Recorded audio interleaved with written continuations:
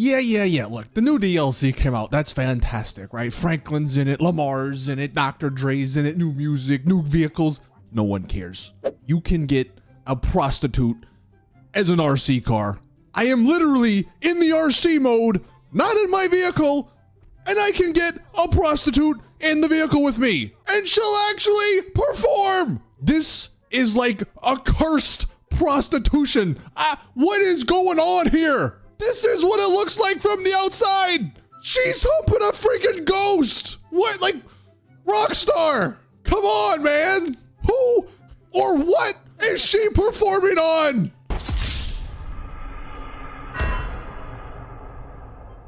Now, what's up, everyone? Welcome back to another Rockstar Logic video. My name is Saintsfan, and today we have the Contract DLC. There were some Rockstar Logics in this DLC, like every other DLC, although I will say, you know, hey, this was one of the better DLCs that Rockstar's put out over the last couple of years. And before we do get into the Rockstar Logics, if you have your own Rockstar Logic you want to submit, you can tweet it with the hashtag Rockstar Logic. Like always with these DLC Rockstar Logics, this is probably going to be part 1 of 3 or something like that. So if you find any Rockstar Logics over the next couple of days, then just, you know, send them in. Also, if you do enjoy this series, I'd appreciate if you could drop the video a like. That would be awesome. But let's hop in. All kidding aside, that whole prostitution thing, that's just weird. But you know what's actually almost weirder? Rockstar communicating with the community, no less. Yeah, that happened this past week. So one of the huge issues almost everyone was having when this DLC launched was you couldn't freaking play it, because Rockstar's genius idea of making everyone play stuff in public lobbies made it impossible, because there's a 10-player limit on MC and CEOs. And because this new DLC required you to be an MC or a CEO, you would just have to infinitely find a new session until you had no one in it, basically, so you could become a CEO. Obviously, this wouldn't have mattered if you could do these missions in an invite-only lobby, but when it comes to having things make sense, we all know Rockstar, they don't do that. But, well, they actually might be doing that now, because as it turns out, the whole thing was their fault. It was a glitch. It was unintended. Now, as of me making this, you can actually play all of the contracts, all of the stuff in an invite-only lobby. This was the tweet. This was the response. I am sure this is gonna get memed, but for the first time in like 20 years, Rockstar responded to the community with this tweet. The tweet itself was just, you know, talking about how it was a bug, and Rockstar just goes, correct, sunglass smiley face. Like all this time, we've been wanting some communication, and this is what we finally get. Don't get me wrong. I mean, I like the fact that we can now do these missions in invite-only lobbies, but come on, man. We need much, much more as far as communication goes.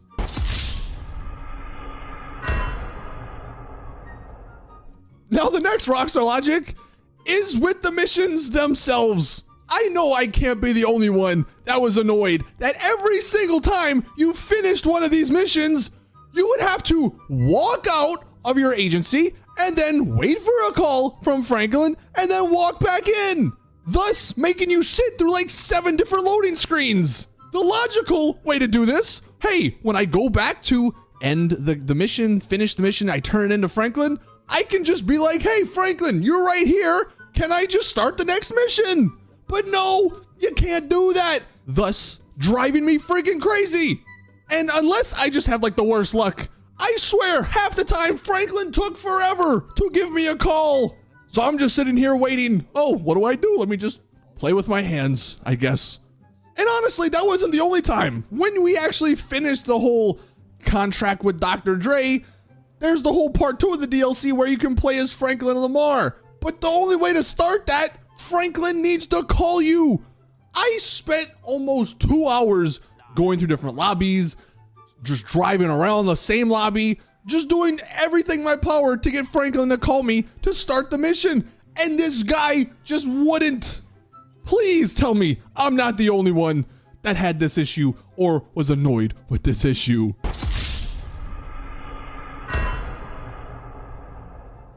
Oh, and look, don't even get me started. Every time you finish one of these missions, You have to sit through like a 2-minute long black loading screen. And look, 2 minutes, that's on the good end. Sometimes they go even longer.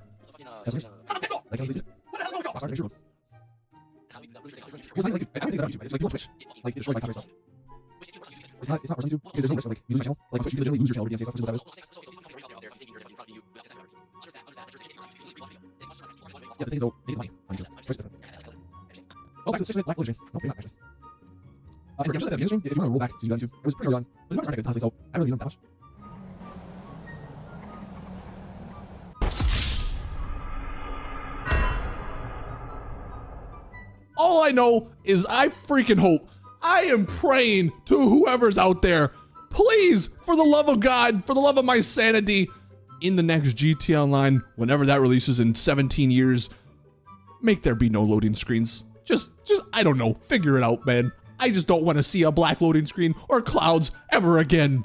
And you know what? Hey, while we're on the topic of the missions and stuff, whose idea was it to say when you get done the security contracts and you want to do another one, that there's a short delay before you can accept the next one? But then you don't tell us how long we have to wait. Every other thing in the game, literally every other thing, it gives you a countdown. It gives you a little timer. Oh, you can't call in your Oppressor Mark II until 1:26 seconds. Why couldn't they just add that to this? It is so annoying. You finish your contract, you go back up, you're like, all right, I want to get another one so I can redo or I can increase my daily amount, whatever the hell it is. But then you get hit with this. Oh, there's a short delay before you can accept another contract. Oh, thank you, Rockstar. Thank you. No, that's real helpful. Just tell me the time, man. It's as simple as that.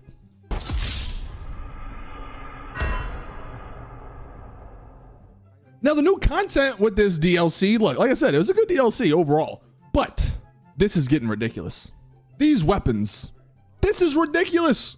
3 new weapons were added: the stun gun, the EMP launcher, and a heavy rifle.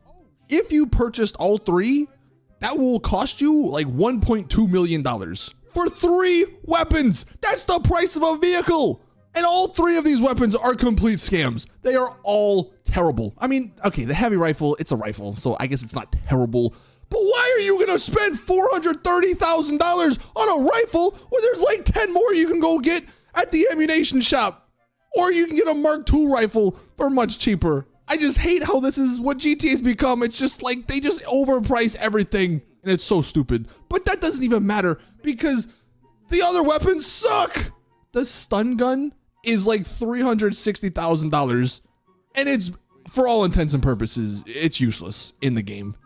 It takes like 30 seconds to recharge the stun, and while you can get 1 stun off on a person, and yeah, sure, you can maybe kill them, but it's like, what's the point, honestly? Because odds are, if you're getting close enough to someone to PvP, you're gonna get killed before you can use your stun gun. So what's the point? But even the bigger what's the point was the EMP launcher. This was something that actually sounded cool. Imagine if it was like a homing style gun, but it just knocked out electronics. That's what everyone was hoping and thinking. We're like, oh, the Oppressor Mark II finally is no more.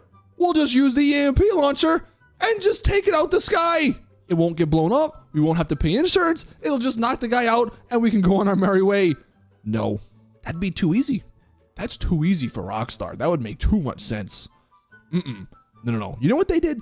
All they did was reskinned the combat grenade launcher, which is the worst version of the regular grenade launcher, by the way, and then make it just an EMP little grenade thing. But here's the kicker, right? Here's the thing that just is incredible. It does work. Like if you, by the way, you have to hit them. You can see in this clip, I did miss. Granted, I'm not the greatest of shots, but it was a giant tank and it is relatively hard to hit because there's no lock on. It bounces sometimes. You have to, pre-aim, blah, blah, blah. But that's not even the worst of it because I go back for round 2. I actually hit it. Me and my friend both hit it with the EMP launcher. But guess what? The tank cannon still works. Oh, gee, thanks, Rockstar. No, that's what I want in my EMP launcher. I want to disable the vehicle, but not the part that kills me. Yeah, no, that's what I'm spending $400,000 for, so I can get killed. I mean, I'm no expert in EMP tech, but I would think on that tank, The cannon has electronics that shoots the missiles. Yet it didn't do anything. I got him too. It doesn't even do anything against the tanks.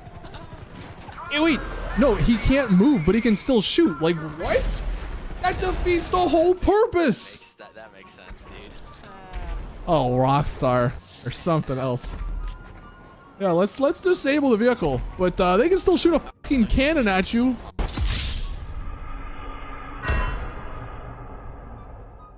And one of the other new features in this update was the new Imani tech.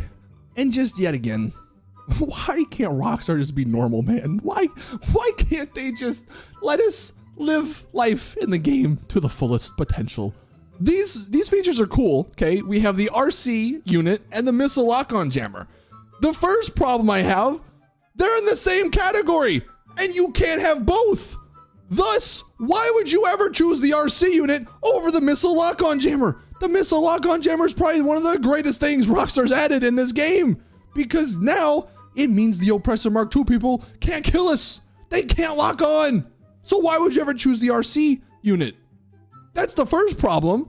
But the second problem, why Rockstar is this only on like 3 vehicles in this DLC? It's not even on all of them. My hopes and dreams was that one day we'd get this for every car in the game. Obviously, I guess that's just too hard for Rockstar. The least they could have done was put this on every vehicle. One of my favorite vehicles is the Ignis, the new Lamborghini. I love driving that around, but it doesn't have these options. I don't get it, man. The other supercar does, the Champion. So why? Like, why pick and choose, man? It's so dumb. I just want to drive cars in GTA Online without blowing up. But I'm like forced to drive it like 3 cars now. Oh, man.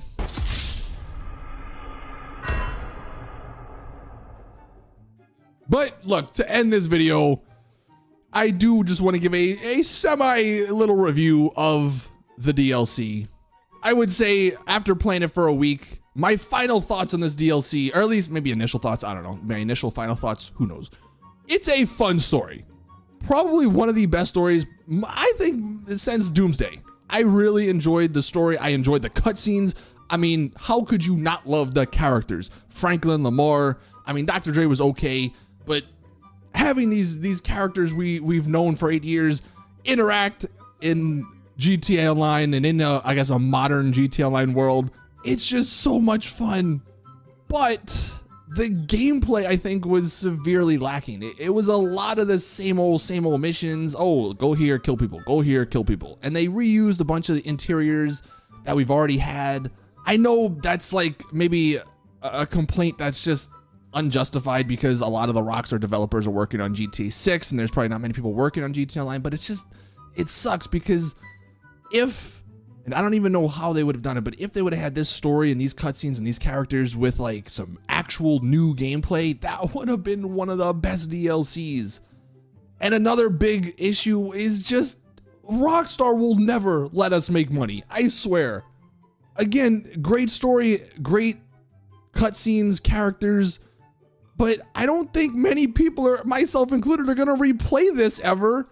Number one, because you can't ever skip the cutscenes. It's like, I love the cutscenes, but after replaying them, 2, 3, 4, 5 times, I don't want to see them. I want to skip them. I don't need to watch Dr. Dre sing his song 17 times in a row, but you can't. So that's, one thing. But then just the payment, dude. It's like, we do all this for $1 million. Like, you do all this work, and then you literally don't even have enough money from it to buy the 3 new weapons because they cost more than $1 million.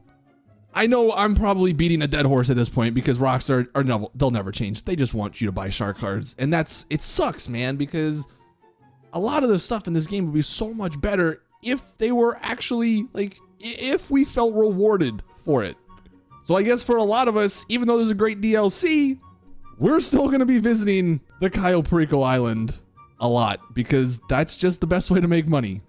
And it sucks because I think a lot of us have done that plenty of times. And while it's relatively easy, it's like, we would like to switch it up. We would like something new. But at the end of the day, like I said, it doesn't matter. It doesn't matter because you can pet shop. 10 out of 10 DLC.